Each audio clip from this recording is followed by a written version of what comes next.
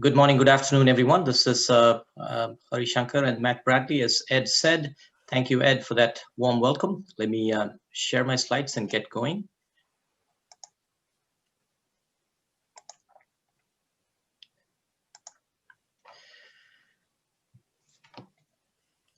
So it's our pleasure to deliver this opening keynote here at the Solutions 2020 conference organized by our friends at Interrel.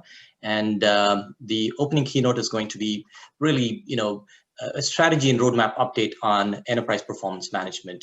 So I'm going to sort of kick this off with some initial remarks and some commentary on the market, and then Matt will take it away with details on the product footprint that we have today, as well as the exciting roadmap that we're working on, and some of the highlights of the roadmap for you. Okay, so standard safe harbor statement. I won't dwell on this. So the agenda is fairly straightforward. Like I said, I will give you some opening commentary on the state of the EPM market, the way we see it today. And of course, no commentary on the state of the market is complete today without some observations around the crisis that we're all trying to come out of. So I'll do that and then hand off to Matt for the rest of the session. Okay. So as many of you remember, we introduced Oracle EPM applications in the cloud about 6.5 years ago. Okay, time just flies when you're having fun. From that starting point, we've grown to have a full portfolio of solutions that's quite literally not matched by anyone else in the industry. It's a complete proven suite of solutions is what we like to say. So here's a quick thumbnail sketch of how we've grown the product footprint since that introduction in early 2014. As you all remember, we started with planning and budgeting, and then we added narrative reporting capabilities. Until today, even after 6 years, narrative reporting continues to be a highly differentiated offering. The core idea of combining commentary with reports is one that is so fundamental and so powerful. It continues to be a very differentiated offering for us. And then from the FP&A oriented offerings, we sort of expanded into the controller's office, delivering solutions for reconciliation, financial consolidation, close, tax, and so on. In the last few years, as you may recall, we've been focused on a few different areas. Let me sort of touch on them a little bit. The first is enterprise data management, which is really delivering a master data management capability that goes beyond just EPM to help you manage financial master data in particular across EPM applications, ERP applications, data warehousing and business intelligence applications in the domain of finance and so on, right? So that's been an important area of focus for us for a few years. Secondly, we've been investing in delivering a full set of built-out solutions that address needs beyond finance. So as you all know, in the last few years, the focus of EPM has been broadening beyond finance into operational lines of businesses, such as sales for managing sales forecasts, for example, into marketing for more diligently managing marketing budgets, or into IT for IT spend management, or what people call as IT financial management, into human resources function for managing talent as a key corporate resource, into supply chain for connecting supply chain planning with financial planning in a seamless sort of way. So this whole area, which is sometimes called connected planning, Gartner is calling it extended planning and analysis, or XP&A. This has been a focus area for us. And rather than just talk about it and deliver demoware, we've been delivering a set of purpose-built applications that give you best practice-based content to address each of these needs in these functional areas. So this has been a very important focus for us over the last few years. And thirdly, we've been investing in emerging technologies such as artificial intelligence, machine learning, automation, predictive analytics, and so on. We've been building these technologies as core elements of our platform, as you will hear from Matt later on. And our focus in this area, in this investment area, is twofold. The first is there is a lot of manual labor in the finance function even today. So our goal is to leverage technology to automate some of the grunt work, if you will, and let people in finance, people in IT focus on more value-added processes and tasks. That's one important focus area for us. The second area is really, how can we tap into data uncover intelligence. And this data could be financial data, operational data, it could be internal data, external data.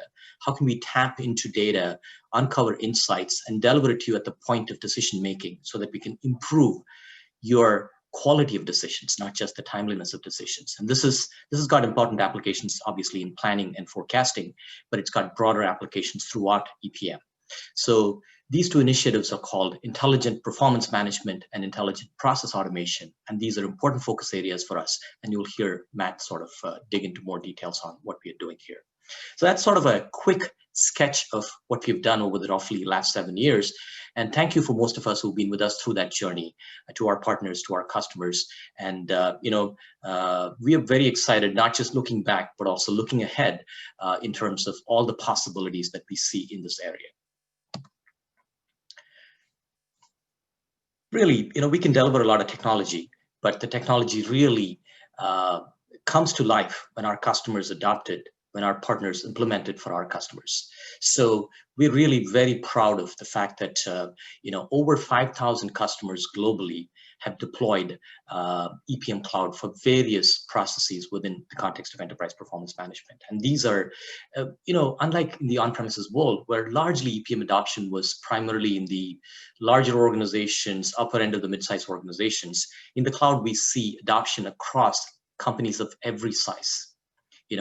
Really small 10-person companies deploying NetSuite ERP are getting their planning and budgeting processes streamlined using our planning cloud, for example, or they're using narrative reporting for delivering top quality reporting insights to their stakeholders. So from small organizations deploying NetSuite ERP to very large global organizations, we've seen adoption of EPM across every country, across every industry that you can think of. So thank you again for that support, and we look forward to working with you in delivering business value using our EPM Cloud offerings. So one of the things, we are large, we have a lot of customers, but every customer is equally important to us. So we have a customer first philosophy, and we are taking it to a different level in the context of the cloud. Matt will touch on it, time permitting. And one of the things that we're doing, even though we're large, we are acquiring a lot of new customers every quarter. So, there's a lot of competition in the EP market today. There are a lot of vendors who make a lot of noise, but if you look at it, in a typical quarter, we add more new customers than a competitor has in terms of their entire install base. That's the size and scale of our operation. And there are important benefits to you. We're not just doing bragging here. By working with so many customers, by looking at problems of a wide range of size and complexity, we're able to bring you the benefit of that experience. And that's really the value proposition for our customers. And this fact that we are working with global customers and solving problems large and small, simple and complex, is definitely noticed by the analyst community. I hope all of you have seen the recent financial planning and analysis Magic Quadrant that Gartner released just a week or so ago, and that we've been positioned as the clear leader with the highest position in terms of our ability to execute and the farthest position in terms of our product vision.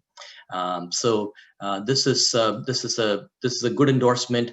We're happy about it, and taken together with last year's endorsement of Oracle as a leader in the financial close area, Oracle is the only vendor who leads across the entire breadth of EPM.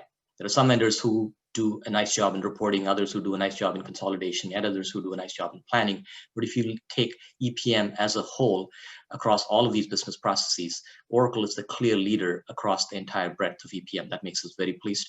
This is not just Gartner. 2 years ago, IDC rated us as a leader in their most recent MarketScape report.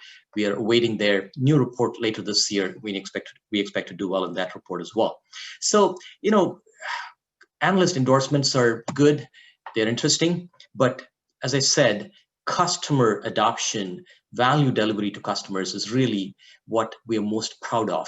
And one of the innovative things, one of the high value added activities that we've done in the cloud is to build up this growing, thriving community, online community called Cloud Customer Connect. Hopefully all of you are aware of Cloud Customer Connect. All of you are actively participating in this forum. If not, I would urge you to join Cloud Customer Connect right away. Every employee of every customer, every employee of every partner has access to Cloud Customer Connect. This has grown to be, you see the numbers there. The numbers are very impressive anyway you slice it in terms of number of community members, activity levels, ideas submitted. It's a growing, thriving community, as I said. One of the nice things here is in the cloud, we deliver product capabilities on a rapid cadence, right? Monthly updates is what we do. And while every monthly update in every area doesn't have significant new features, often they do. So one of the questions that customers who haven't yet moved to the cloud come to us and say is, hey, how do I keep up with this? I'm used to once in 2 years, once in 3 years kind of upgrade schedule in the on-premises context. How do I keep up with this new cadence? The new cadence is actually much simpler. Think of it this way. Your iPhone gets updated automatically every night as needed, and you don't even know that an update happened for the most part, right? So we are moving to a similar model where smaller continuous updates are much better than larger disruptive upgrades, right? That's the philosophy here.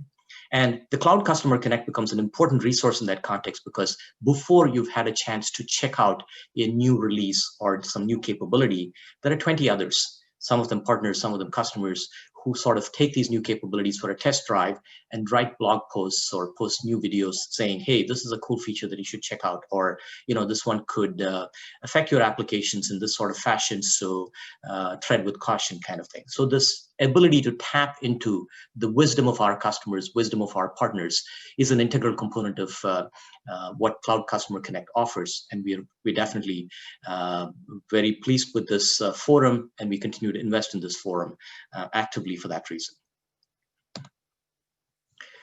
Now let's talk a little bit about the crisis, which is both a healthcare crisis as well as an economic and business crisis that all of us have been going through, and we are hoping to come out of it stronger at the other end, right? So one of the things that we've seen is the value of enterprise performance management, or the priority of processes like planning, forecasting, reporting.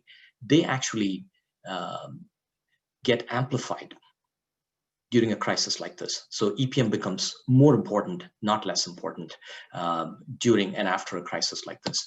Because, as we all know, these disruptive events, sometimes called black swan events, they're not new. We've seen many of them in the last 20 years, unfortunately. I mean, some of these are listed on the slide here, whether it's the Black Monday of 30 plus years ago, or the Great Recession of 10 plus years ago, or the COVID crisis that we're currently going through.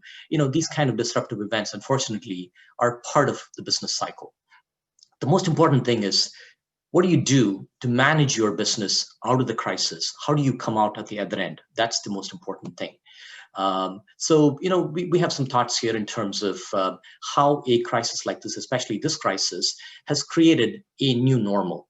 From the viewpoint of finance function, we've called out a few elements here, a few attributes that are changing, that have changed as a result of this crisis. I won't bore you with all the details here, but you see this. Remote work has become an integral part of everyday life for most businesses, right? Being able to close your books remotely, collaborating in a distributed fashion, and disclosing results to internal and external stakeholders, that's become table stakes now. Everybody has to do it. Everybody has to learn how to do it. Okay, and a crisis such as this is making many of our businesses rethink the value of automation, digitization, predictive technologies. When the world is stable, when your business plans are stable and you execute against them in a consistent way, perhaps frequent forecasting or scenario-based planning or techniques such as predictive planning are not so important. They're seen as intellectually interesting, but perhaps not a core part of what we do on a daily basis. But the crisis has really changed all of that. Scenario-based planning, in many cases, has become a boardroom level topic. Every company that we talk to, every company that we are aware of, is planning to multiple scenarios, and it's going oftentimes beyond the base case, best case, worst case, to a range of scenarios to do things like risk-based modeling, risk-based planning, and so on. When all your processes, whether it's planning processes or financial consolidation and close processes, are running in the cloud, security and infrastructure and the ability of the vendor to ensure security and infrastructure robustness becomes really, really important. So these are some of the core elements that have changed as a result of this crisis. And again, you're all experiencing this in your own businesses in many sort of ways. The key thing is a crisis such as this is a really important opportunity for every business to reimagine its processes, rethink its priorities. And the businesses that are successful in doing so are able to come out much stronger at the other end. Here are some observations from McKinsey & Company. McKinsey has been doing a really nice job of talking about this crisis, especially the priorities of finance, the reimagined sort of vision of what financial planning and analysis should be, and so on. McKinsey has been doing a lot of interesting articles on this topic. If you haven't seen these, I would encourage you to take a look at it. And one of the observations coming out of McKinsey is they classify companies into resilience and non-resilience. Resilience are the ones that are able to use the crisis as an opportunity effectively and have resilient business operations, build in resiliency into their business operations, and so on. And they're seeing resiliency is not just a good thing, it has very important business benefits. They're seeing, as you see on the slide, these companies who are resilient outperform their non-resilient competitors in terms of revenue gains, in terms of cost reductions, in terms of being able to transform their businesses using the crisis as an opportunity, and so on. So EPM is a very key enabler of such resilient performance. And one of the key benefits that many of our customers were fortunate enough to move their performance management operations, whether it's in the planning context or in the financial close and reporting context, to the cloud, they were able to run their business operations without skipping a beat. So here's an observation. Here's a quote from a large fashion and retail business who's one of our customers. They had the sort of the foresight to move their planning and financial consolidation operations to the cloud about 3 years ago. They wrote back to us saying, hey, look, I'm so glad that I did that because I was able to close my books, finish my budgets, update my budgets without skipping a beat, and meet all the stakeholder expectations, both internally and externally.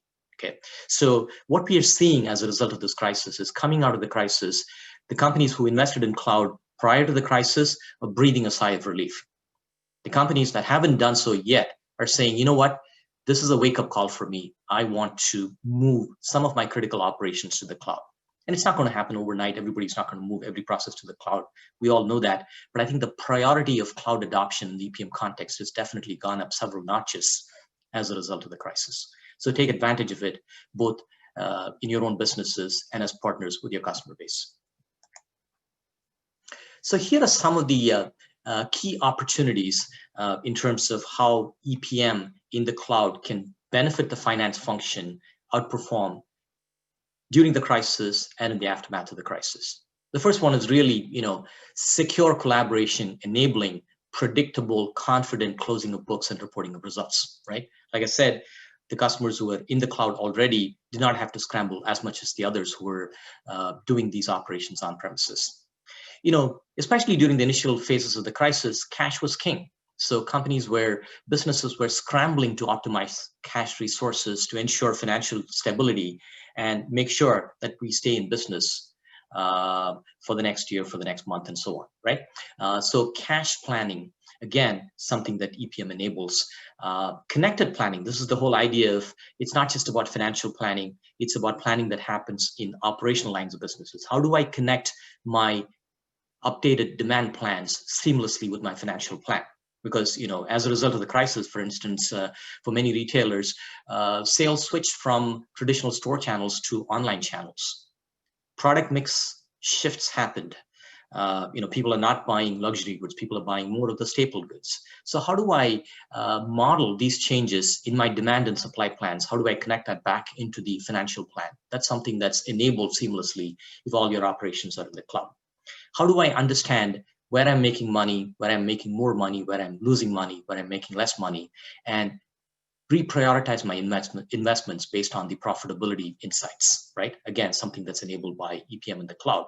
And finally, it's easy to say, transform your business. It's easy to say, take advantage of the crisis as an opportunity and go make acquisitions or go change your business model. Beyond the strategic decisions, there are many operational processes and systems that need to fall in place when you make such big shifts. So enterprise data management is a great enabler that provides a stable base upon which organizations can build in order to make these strategic transitions or transformations, if you will. So there are many aspects of EPM in the cloud that help our customers through the crisis and in the aftermath of the crisis. So I would urge you to sort of take a look at this. There are many sessions throughout the rest of this week where we're going to be talking about this in the context of financial close, in the context of planning, in the context of reporting, and so on. I would urge you to sort of attend these sessions and sort of gather additional thoughts, additional ideas, additional customer case studies on these topics. So with that, now let me hand this over to Matt Bradley. Matt's going to sort of take inventory of what we have today, and more importantly, talk through some upcoming highlights in terms of roadmap. Matt? Thanks, Harry. Appreciate it. I guess you'll advance the slides for me like my assistant for today. Thank you so much. Could I have the next slide, please?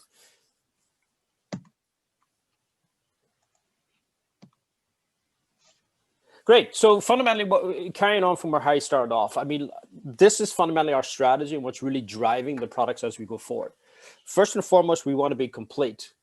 And complete is actually on two axes. It's really being the best consolidation solution, the best account reconciliation solution, the best planning solution. So for each of those individual business processes, getting you the best feature function in the marketplace today.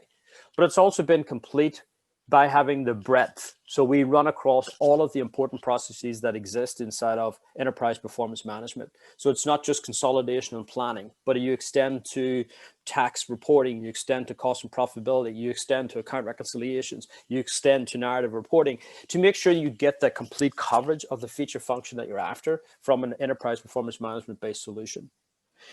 So we want to be the best at an individual business process, but we also want to be the best at an overall enterprise performance management perspective in terms of completeness.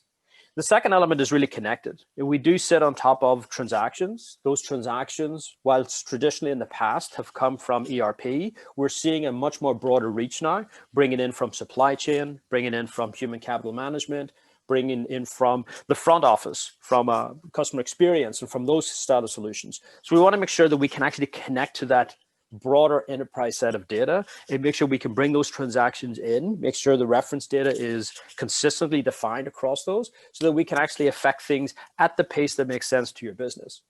We also recognize that inside even EPM, we do have some connections that need to be done as well. You know, can we move information from our consolidated system to feed the seed and seed the plans and budgets and forecasts going forward, et cetera. So it's important that we have connections between EPM processes, but also connections down and deeper across the enterprise. The next area is intelligence. We'd all like to think we are intelligent. We are seeing some nascent technology coming on board with machine learning and artificial intelligence, and we want to take advantage of that. As being part and parcel of Oracle, we have the advantage of not just my development team looking at enterprise performance management, but the full breadth and depth of Oracle's research and development organization. So as we make investments and improvements and innovations in the database, in Essbase, in middleware, in machine learning, in user experience, all of that we can bring together and actually add that into our core products. And so that's an area that we expect to see a lot more investment going forward as we uncover patterns, as we uncover new algorithms. How can we apply those in situ inside of the applications that you're leveraging and using so you can take advantage of all of the R&D that's occurring at a broader Oracle perspective. And lastly, we do want to become your trusted partner. That's part and parcel of our shift, as Ed mentioned earlier, this sort of move away from products into service, and part and parcel of that ecosystem that Harry talked about. It's an area where we want to interact with you a lot more. All of our ideas, enhancements for the core services going forward are all driven from Customer Connect.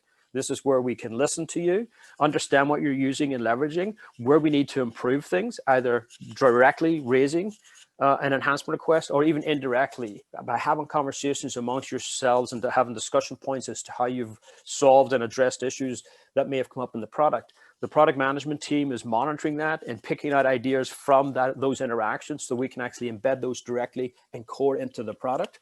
And then through our continuous innovation, just gain your trust in terms of really driving things forward. I know there was a question out there on the chat channel, is that would we take our EPM SaaS and run it on another infrastructure provider? And the answer to that is fairly simple. The answer is no. By having a part and parcel of the Oracle service, there are a couple of things that are beneficial. One, it's a single price, a subscription price that gets you everything, all the hardware and all of the services that you need to run and operate in. You don't have to have two separate organizations you have to work and deal with. We've got an inherent understanding of your business processes. We know when times are busy for you, so that if we are doing hardware updates, they're not occurring at month end.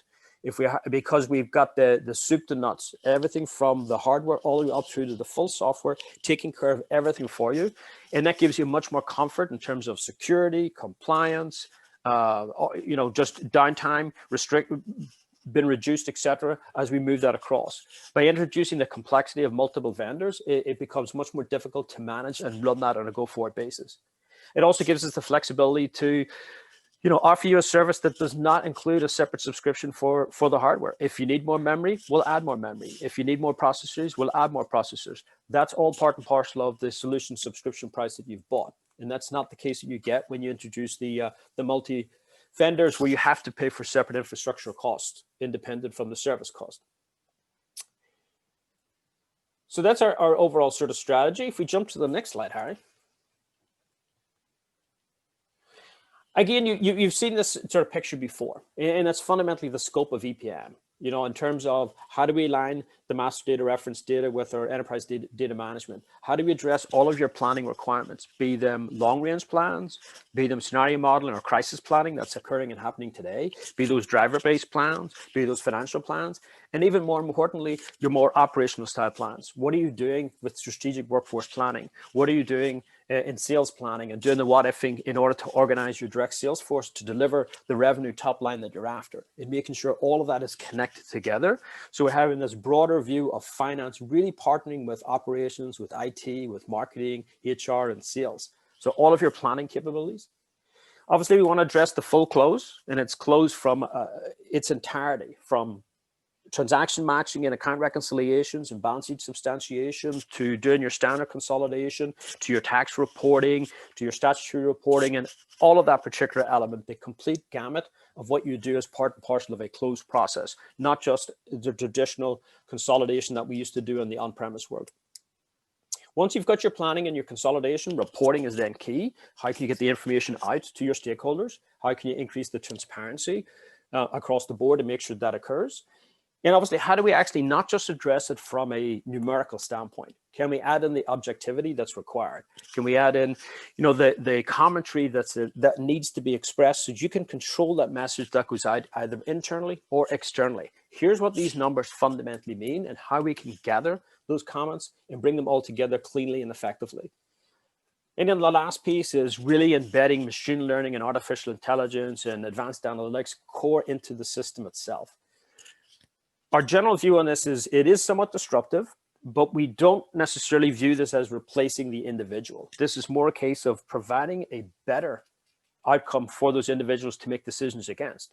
So if we can use machine learning to improve the forecast accuracy, you still have the individual planner making the ultimate judgment call and decision across that particular piece. So it's really embedding that in context. So our view on machine learning is it's a way to help you get a better forecast. It's not a case of let's extract the information out of this context, run some algorithms, and work independently. It's really trying to surface those through the standard interfaces that we currently have inside of the enterprise performance management solutions. Okay, Harry, let's jump to the next slide. And again, from an overall architecture standpoint, this is different from the on-premise world. And we've taken the time and energy to get you a single platform that addresses all of these requirements. This is a lot like, as Harry mentioned earlier, if I use his iPhone analogy, not only are you getting updates on a fairly consistent basis, but you're also getting the same technology, the same platform. Our approach is slightly different than some of the other vendors in that we do recognize there are differences in business processes, and they need to have their own specialization. So if I'm on the phone and I want to book a calendar, I have a calendar tool that I go in and make the calendar piece. If I then have to go from that calendar to make a phone call, I can click on that calendar and immediately it calls up the phone application and enables me to have that conversation. Much in the same way, you've got planning applications geared towards doing your planning orientation, and you've got consolidation or profitability or whatever other business processes. They're geared specifically to achieve that process in its most optimal fashion. This is not a case of lowest common denominator. It's making sure we can address the more sophisticated requirements that are needed and required. But if I need to move between those applications, either from a UX standpoint in order to have connected processes, or if I need to transform data from one model to another model, all of that is built into the core application itself and happens in a fully integrated standpoint, a single user experience where you can get involved in all of these processes if your security profile permits it. So you will see there's a common user experience, common metadata loads, common infrastructure, core elements like enterprise performance management and intelligent process automation, all core and identical across the core platform itself, with the ability then to reach out to all of the lines of business that need to interact from an enterprise performance management standpoint. Let's jump to the next slide, Harry. So again, you've seen it in terms of where we're at. Planning across many, many axes. Encourage you to do planning on a much more frequent basis. We see a lot of customers today operating on a weekly forecast because that's the pace that their business is operating in. And it's really deploying these across both the FP&A arena with financials, with projects, with capital, with workforce, but more and more outside of finance, into IT, into sales, into integrated business planning, and various other elements from that standpoint. Our approach, unlike other vendors, is to provide you with as much content as we can. So by listening to the 5,000 customers, as Harry pointed out, we understand the nature and style of planning and forecasting that's occurring. We can embed those directly into the core product itself, and then enable you to do a level of configuration for your unique requirements rather than a build from scratch. It's our ability to get you time to value, and it's our ability to really have us become more your development partner. If the content is not working, raise it SR and we'll fix it. We'll address it. We'll provide another mechanism for doing that. We stand behind these applications. It's not just a marketplace. It's something that we live and breathe and drive things forward on. If you then look at our cost and profitability, it's not just cost and profitability. There are use cases like shared services chargeback, which is kind of the reverse. There are things like transfer pricing from a tax standpoint, or the ability to help you in your regulatory cost setting use cases. So you may have to, offer a service at a very restricted margin. How can you ensure that you're doing that? So it's a variety of different styles of use cases that we can leverage in cost and profitability. And lastly, once you've got an understanding of who's profitable, what's not profitable, and how that influences your plans, you can then generate all of the reports that come with that. Your budget books, your sales performance reporting, your customer profitability reporting and briefings, and all of the text and commentary that goes along with that. So you've got a single place to look at all of the information and understand it cleanly. Let's jump to the next slide. And then we can move across to consolidation. I know we've talked a lot about this already. So it's everything from the close. And it's not just the consolidation, but looking at all the activities of the close and augmenting it with the supplemental data that you need to, that may not necessarily come from the ledger. It's the full account reconciliation, both from a compliance standpoint, but also from your detailed transaction matching standpoint, the ability to load millions and millions of records and validate at that level of detail. You may have point of sales to subscriptions. You may have various different other use cases that are out there. Maybe you're balancing your bank statements. And how do you handle that level of volume and make sure you can handle that complexity? And again, a full robust tax reporting solution. Maybe country by country if you're of a certain size and have to adhere to those restrictions. But it's also just your general tax provisioning. What is the estimate, the accrual you need to put in place this quarter in order to ensure you have that accounted for when you settle up at the end of the year, and making sure you're understanding your effective tax rate and the various elements inside of that particular area and arena. And again, the reporting to come with this as well. What are your annual reports? What are your statutory disclosures? What are your country by country tax reporting style solutions that you need to delve and push out through? So that's, again, where we are today and what we're actually putting into our products. I think the balance of the next slide is where we're actually taking those products. What's the functional innovation we're doing? Where we focus on in terms of performance intelligence and automation. And lastly, a little bit on premises, because we don't want to forget that important constituent. And we still have a very robust roadmap for that community. So let's jump quickly. Cloud roadmap, here it is. I won't go through every line item in detail, but fundamentally, as you see, it's broken kind of thematically. Here's the content, the new enhancements that we're doing to the core business features.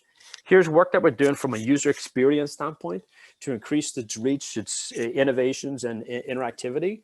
What are we doing from a core innovation, something net new that maybe we don't have already in the on-premises or from a historical Hyperion standpoint?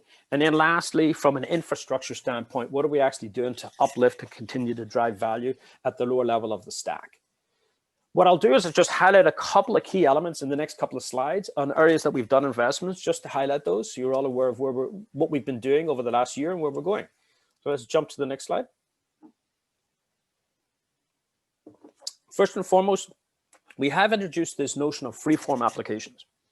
So for freeform, for those that are familiar with, say, our Hyperion planning or even our planning cloud, we basically come with a preset dimensionality: scenario, version, entity, account, time split across 2 dimensions, et cetera, et cetera. They're familiar for all those who've been using it. What freeform gives you is the same experience, but without those restrictions. If you want to just have a scenario with no version, if you want to have a scenario that's a hierarchy, great. If you want to have just your cost center and entity, fine. If you want to have a cube that does not have accounts, no problem. You can build your own fundamentally freeform S-based application. It's the ability to take those cubes that surround EPM, maybe in the on-premise world, and bring those into EPM SaaS alongside the standard processes that we put in place. The advantage is you get the same experience. How you interact with the data through data input forms or dashboarding is the same. How you can actually operate it in terms of backups and patching and the operational experience is the same. And the ability then to integrate these seamlessly within business processes. If I need to transform data from one cube to another cube, we can handle those particular pieces. I can then leverage some of the core underlying technologies if I want to get extremely clever about how to address and deal with this. Maybe I have a calculation intensive cube that I'm leveraging, say, BSO style technologies, and I want to move the results of those calculations into a more reporting oriented style application with ASO style technologies. We can handle all of that complexity for you and make that seamless to the end user and actually reduce the latency down to near zero with respect to our smart push and data maps and other capabilities that we have inside of the core cloud. So it's just a key element that we introduced several releases back. Next up, we jump to the next slide. Simulation in terms of scenario modeling. So with a lot of other tools that are in the marketplace, they enable you to do a long range forecast. But those forecasts enable you to have it be input by the end user. Here's a value and we'll calculate it. Here's another value, we calculate it, and it's best case, worst case, and we'll end up at that particular level. What Monte Carlo simulations allows us to do is for a range of input variables, establish a distribution curve. It may be flat, it may be normal, it may be skewed one way or to the other. And then iterate through the model as many times as you want to automatically. For a lot of our customers, they're iterating through a model 1,000 times. So they can see 1,000 inputs across all of the variable combinations that you may have in place, and then see what the degree of outcome will look like with the distribution chart of data and results if you see it on the graphic. It gives the ability to add risk into the equation. Where are we going? What's the best case? What's the worst case? But what's that look like over a distribution so that we can figure out, where are we most sensitive to and where do we need to do further investigation so we can actually address and have a degree of confidence or a certainty of achieving it as described on the screen, the goal that we're after. And also the ability to then goal seek, work it back. I want to achieve this particular result. How do I get there? And have the system generate through these Monte Carlo simulations, the ability to arrive at these particular pieces. It's something extremely valuable as we move forward. Next up, as we said, we've done a lot of work on our dashboarding. So our goal here with dashboarding is if all of the data exists in an EPM context, there's no reason why you shouldn't have world-class visualizations natively inside the core product. Why move all that data to another system to do the reporting when you can do it right here, integrated into the system and experience? Directionally, we don't necessarily want this to become fundamentally just output only and static. The goal that we have medium term is to make these be interactive. So if I see a chart and a graph and I see a trend line that I'm not comfortable with and I want to grab that trend line and adjust the forecast, I can do it directly through my dashboarding without having to go to an input screen. So this is directionally where we're going and where we want to actually take the visualizations inside the core product. Next up, I think we have the interface itself. So again, as I mentioned, across Oracle, we're looking at the interface from a broader context. In leveraging our entire user experience community in Oracle to come up with a much more innovative, a much more consumer grade style interface, somewhere where we hope and believe our users will be, I wouldn't necessarily say excited to be in, but at least be feeling a lot more comfortable and a lot more engaged in terms of where they're actually taking the core product itself. And this is something that will have initial investments coming out this year and will continue to drive this going forward. This is much more than just a look and feel. It's really about the experience. It's really about looking at the number of clicks you're doing. How can we manage and change those and address this to become much more effective in terms of driving the interfaces as we move forward with our investments in this area. And not only are we doing investments from a core mouse orientation, what if we could actually interact over a digital assistant? This could be through SMS. This could be through voice. This could be fully integrated into technologies like Microsoft Teams, where we can do a level of collaboration. Our initial releases will focus on, simple queries and simple actions, just to get started. So I can see the balance on a certain account. I can actually change and do journals on those particular pieces. So think consolidation, think account reconciliation in terms of firing off activities. But the goal of this is to really jump to levels 3 and 4, and being able to interact in a much more meaningful way with the information that exists inside of the core systems. So again, it's really trying to uplift our interactive models and give you an alternatives in terms of how to actually work inside of the EPM context. So it could be, integrations with Siri. It could be integrations with, Google Home and other elements. Taking a little bit back down to earth, as we mentioned before, integrations is core and key, especially in our transactional systems. So we did roll out the Epm Integration Agent that enables us to really query your on-premise based solutions, those that are specifically SQL based or who have got a published API that we can then access with scripting. It gives us the ability to really pull that information directly and seamlessly from your core on-premise applications directly up into our cloud. And in the second portion on it is, as I mentioned before, as we roll out more and more operational style applications for those who are investing in a full Oracle picture with HCM and CX and deeper ERP with supply chain, et cetera, we are building out more and more deeper integrations inside of those core products itself, so that you can pull that information seamlessly from those applications into EPM and vice versa, back down in. This enables us to do the strategic workforce planning, enables us to do the intelligent business planning and execution examples inside of supply chain, and it's an area we'll continue to drive and move it forward. And lastly, the intelligent performance management and the intelligent process automation. We'll continue to invest in these particular areas to drive much more machine learning and much more interactivities. I know I'm running up against time, but this will just give you a quick picture. We want to bring core IP directly into the system itself, or if you've invested in a data science platform, execute those algorithms inside of our core so we can interact with them, giving them inputs and then taking outputs from those applications as we move forward. In the interest of time, I'll jump through it because I do want to touch base a little bit on the on-premise before we wrap up. So if we just skip through to the on-premise piece. Now, just one more, I think we'll round up in there. So with on-premises, there are a couple of things we do want to mention out. One is that we will be supporting your products. And again, I need to update this slide because we have announced 2031. We will be supporting the on-premise products until December of 2031 at this juncture.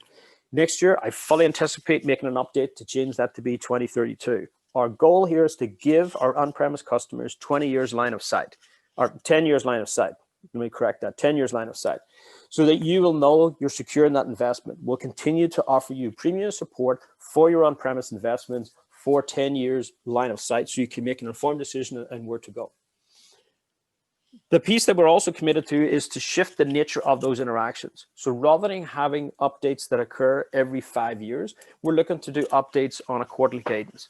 These will be smaller in scope, but the ability for us to keep pace with things like security updates, to keep pace with browser updates, to keep pace with feature function that we need to put into the core product that's driven by you, the customer, in terms of really driving that forward.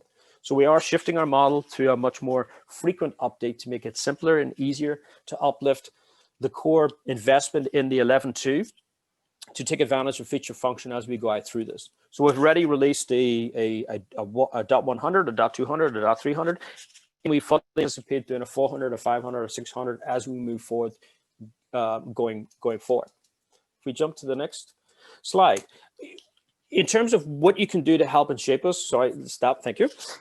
Give us your feedback and input. This is some examples of areas that we are looking at. So a great example is Linux support for HFM. Today, HFM is only on Windows. We will be offering Linux support next year. So that's commercial grade Linux, Oracle Linux, and Red Hat. You can then deploy your HFM if that's the direction that you need to go. To the earlier point that somebody mentioned, can you run these applications on Azure? Sure, no problem. Can you run them in Amazon? Absolutely. Can you run them in the Oracle OCI cloud infrastructure? Even better.